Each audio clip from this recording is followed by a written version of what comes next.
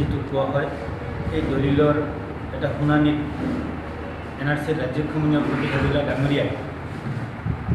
List এৰ গুৰুত্বপূৰ্ণ 15টা নথিৰ ভিতৰত 5টা নথি কৰ্তনৰ যি শপতনামা মহামান্য উচ্চতম ন্যায়ালয়ত দাখিল কৰিলে এই মানে কৰ্তন কৰাৰ যি শপতনামা দাখিল কাৰ্যক আমি এবিএমচিয়ে তীব্ৰ ভাষাৰে নিন্দা কৰিছোঁ, গৰিহণা দিছোঁ আৰু ধিক্কাৰ জনাইছোঁ। হাজৰিকা ডাঙৰীয়াক ধিক্কাৰ জনাইছোঁ যে অসম আন্দোলনৰ 855 জন শ্বহীদৰ যি ত্যাগ সেই ত্যাগক অৱমাননা কৰি সম্পূৰ্ণ কাৰোবাৰ ব্যক্তি স্বাৰ্থ বা কোনোবা দলেৰ স্বাৰ্থ উদ্দেশ্য আগত ৰাখি এনেধৰণে কৰা কাৰ্যক নিন্দা কৰিছোঁ। আৰু আমি এবিএমচি দাবী উত্থাপন কৰিছোঁ অহা 19 তাৰিখে শুনানিৰ আগ মুহূৰ্তত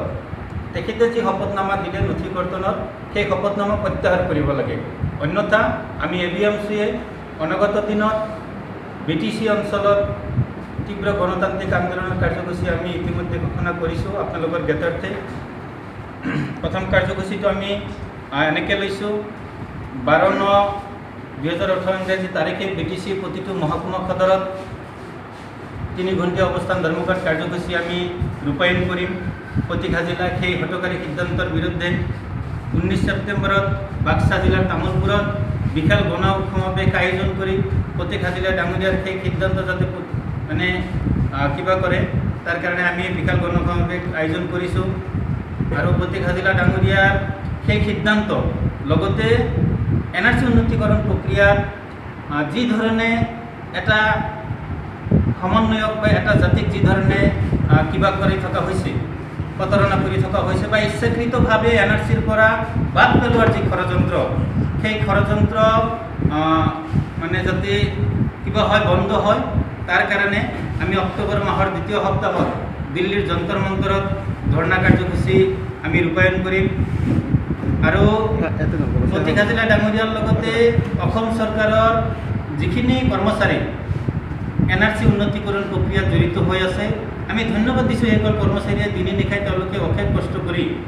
এনআৰচি উন্নতিকৰণ প্ৰক্ৰিয়াত সহযোগ কৰিছে, কিন্তু দুৰ্ভাগ্যজনকভাৱে কিছুমান বিষয়াই আজি এলআৰচিআৰ বা এছডিচি পৰ্যায়ৰ যিখিনি এনআৰচিৰ বিষয়া কৰ্মচাৰী জড়িত হৈ আছে তেখেতসকলে সকলো নথিপত্ৰ চালি জাৰি চাই ইয়েছ বুলি লিখি দিয়াৰ পিছতো কিহৰ ভিত্তিত বা কিহৰ স্বাৰ্থত ওপৰ মহলৰ পৰা এনআৰচিৰ ঊৰ্ধ্বতম কৰ্তৃপক্ষৰ ফালৰ পৰা নামবোৰ পূৰ্ণাংগ খচৰৰ পৰা মানে কৰ্তন কৰা হ'ল তাৰ মানে জবাবদিহি কৰাৰ কাৰণে বা সেই বিষয়টো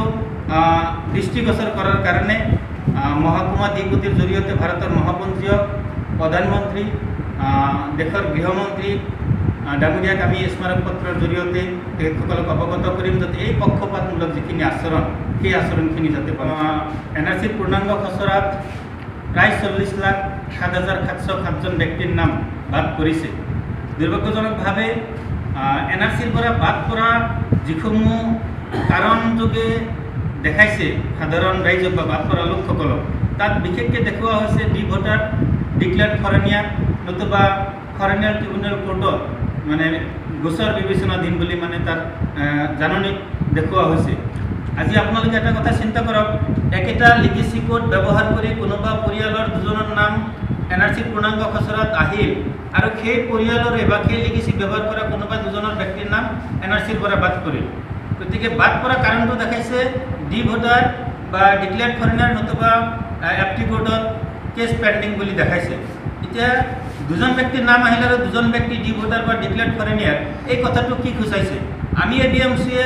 ভাবিবলৈ বাধ্য হৈছোঁ বা বিভিন্ন মহলে কৈছে। সততে প্ৰশ্ন উত্থাপিত হৈ থকা যি 70 লাখ বা 40 লাখ যি বাংলাদেশী সেই বাংলাদেশীৰ 40 লাখৰ অংক মিলাব গৈয়ে এনেকুৱা কাৰ্য কৰা হ'ল নেকি এই কথাটো ৰাইজৰ মাজত সততে মানে চৰ্চা হৈ আছে। আৰু আমিও এই ক্ষেত্ৰত কোনো ধৰণৰ আপোচ নকৰোঁ। এনেবোৰ কাৰ্য কেৱল নোটিছ দিয়ে ক্ষান্ত নহয়, নোটিছত এনেকুৱাও কিছুমান কাৰণ দেখাইছে যে ছফ্টৱেৰ মানে কাৰিকৰী কিবা অসুবিধা বা টেকনিকেল কিবা অসুবিধা যদি অসমৰ ৰাইজে বিচৰা এখন ক্ষুদ্ৰ এনআৰচি বিচাৰি আছিল, যদি ছফ্টৱেৰ অসুবিধা বা টেকনিকেল কিবা অসুবিধাই যদি আজি মানুহখিনিক এনআৰচিৰ পৰা বাদ পেলোৱাৰ দৰে কাৰ্য কৰে তেতিয়াহ'লে অসমৰ ৰাইজে কেনেকৈ আস্থাত ল'ব যে অসমৰ ৰাইজে এখন